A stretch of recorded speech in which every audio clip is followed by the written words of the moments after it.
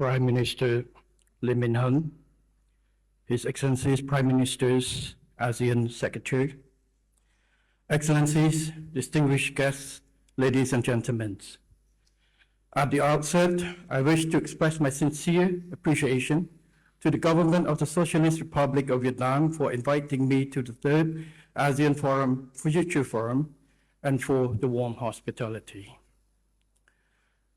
I also wish to commend Vietnam's initiative in convening this important forum. In a short period of time, ASEAN's Future Forum has become a vital platform for candid, strategic, and forward-looking exchanges on some of the most critical issues facing our regions and the world. This forum allows us to assess the challenges before us and explore practical pathways forward through dialogue, cooperation, and shared responsibility. The theme of this forum, Shaping Our Future Together, Peace, Prosperity, People-Centered, is both timely and necessary. To talk about futures, we need to firstly make a sober assessment of the current state of world affairs, which affects peace, security, and sustainable development. On this note, I wish to echo the assessment made by His Excellency To Lam, General Secretary of the Communist Party of Vietnam and President of the Socialist Republic of Vietnam, delivered at the 23rd Shangri-La Dialogue. He concisely described the three pertinent crises, namely the crisis of international order, crisis of development models, and the crisis of strategic trust. Building on a similar assessment for this particular platform, I wish to reflect on three important issues related to peace, economy, and people. First, on peace. In the past, Southeast Asia was a region marked by conflict, mistrust, ideological division, and poverty. Through dialogue, confidence building, respect for sovereignty, non-interference, and peaceful settlement of dispute as enshrined in the Charter, ASEAN gradually transformed our region into one of the most stable and dynamic regions of the world.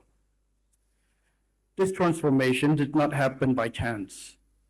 It was the result of deliberate choices by our leaders and people to choose dialogue over confrontations, cooperation over divisions, and shared progress over rivalry. Today, however, peace cannot be taken for granted. Across the world, we continue to witness the devastating consequences of armed conflicts and violence. Conflicts today are rarely contained within the territory where they begin. Modern conflicts are also multidimensional. The ongoing tensions in the Middle East are a clear example.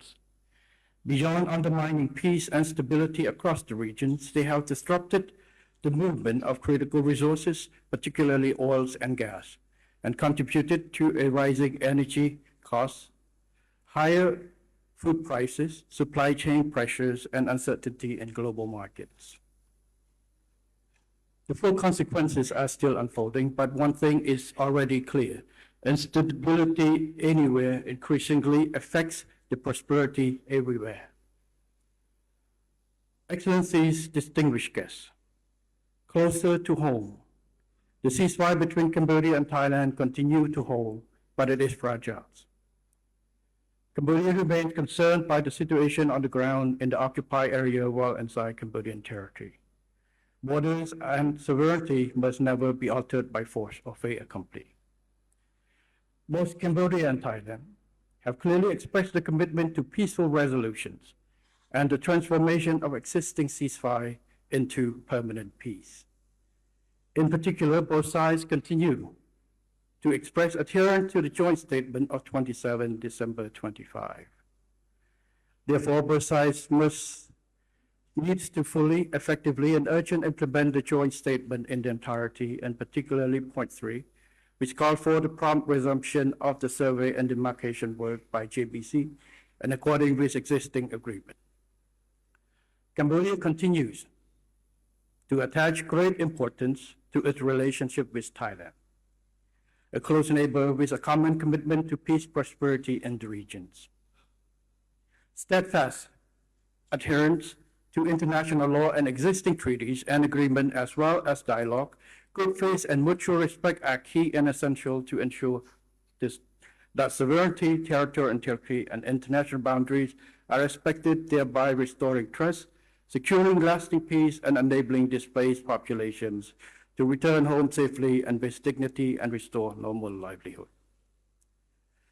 Cambodia's recent decision to initiate compulsory reconciliation under UN clause demonstrates our sincere desire to seek a fair and lasting solution, firmly grounded in international law.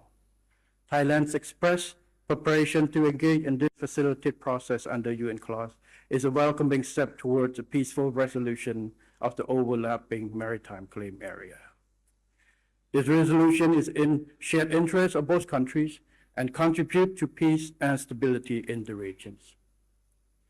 In this spirit, Cambodia sincerely appreciates the support of the international community, including ASEAN member countries, for the ceasefire and the peaceful settlement of disputes between Cambodia and Thailand in accordance with international law and the principles of UN and ASEAN charters. Cambodia looks forward to their continued attention and support. Second, on the economy. The world is currently so overwhelmed by multiple and successive crises that the issue of sustainable development has become less visible on the international stage. In fact, we are witnessing a reversing course of development for small states that have relied heavily on peace, openness, international trade, and a rule-based international order to gradually climb the development ladder. In discussing the future of ASEAN's economy, we cannot forget the importance of safeguarding the achievements that ASEAN has made together in building a more integrated ASEAN economic community. The idea that a single member state can fully self-sufficient in its entire supply chain is wishful thinking. For the sake of the future ASEAN's economy, we shall not dismantle and disengage the system that has brought about shared economic opportunity for the whole community.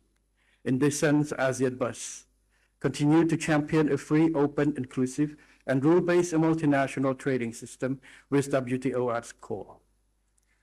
Optimize the existing free trade agreements through upgrading and full effective implementations. Further deepen regional integration.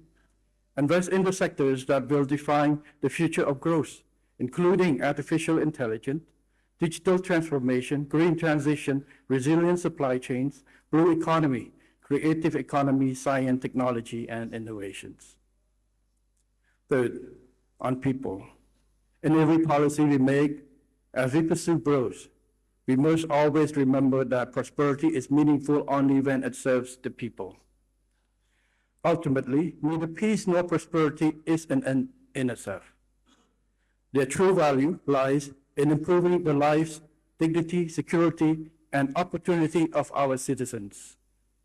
ASEAN's achievements should not be measured by only GDP, trade volumes, or investment flows. They should also be measured by whether our people live better, safer, healthier, and more hopeful lives. Over the past decades, ASEAN has helped lift millions of people out of poverty, expand access to education and healthcare, improve connectivity, create jobs, increase people-to-people exchanges, and support the emergence of a growing middle class. Yet, as the expectations rise and challenges become more complex, ASEAN must continue to deliver more effectively for its people. This requires ASEAN to continue strengthening its community-building effort across all pillars.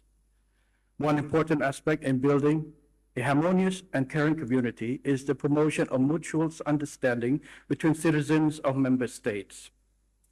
Lack of such mutual understanding weakens bonds of friendship, defense for peaceful coexisting and good neighborliness, and a cohesive sense of community. Furthermore, mutual mistrust allows narrow nationalism, populism, revisionism, and divisive narrative to gain power at the expense of community building. To resist this dangerous tie, ASEAN must expand robust use and academic exchanges, cultural cooperations, economic engagements, media partnerships, and other interaction. This will ensure current and future generations better understand one another. Excellencies, distinguished guests, ASEAN's experience has shown that peace creates the condition for prosperity, and prosperity must ultimately serve the people. This is the essence of shaping our future together. In an increasingly uncertain world, ASEAN must remain united, resilient, outward-looking, and confident in its ability to shape its own destiny. We must continue to uphold the principles that have guided our success: respect for sovereignty, peaceful settlement of dispute, dialogue, cooperation, inclusiveness, and shared responsibility. This will enable ASEAN to remain a force of stability, an epicenter of growth, and as region of opportunity and hope. And thank you.